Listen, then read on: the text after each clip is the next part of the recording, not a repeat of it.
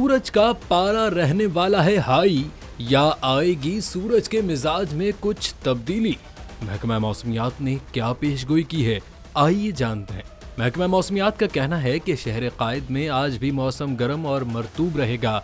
शहर का मौजूदा दर्जा हरारत 31 डिग्री सेंटीग्रेड है, जबकि ज्यादा से ज्यादा दर्जा हरारत 37 से 39 डिग्री सेंटीग्रेड रहने का इम्कान है। लेकिन दोपहर में दर्जा हरारत 42 डिग्री सेंटीग्रेड तक महसूस किया जाएगा। बढ़ते हुए दर्जा हरारत के पेश नज़र महकमा मौसमियात ने गिलगित बल्तिस्तान के लिए मौसमियाती अलर्ट जारी कर दिया है, जिसमें कहा है कि 21 ता 27 मई तक गिलगित बल्तिस्तान और केपी में दर्जा हरारत में 4 से 6 डिग्री तक इजाफा होगा। इस मौसमियाती सूरत हाल से ग्लेशियर से बनी झीलों के फटने के इम्कानात हैं। दर्जा हरारत बढ़ने से फ्लैश फ्लड्स आने के इम्कानात बढ़ जाएंगे, जबकि चित्राल के इलाकों में बर्फानी झीलें फटने से सैलाब आ सकते हैं।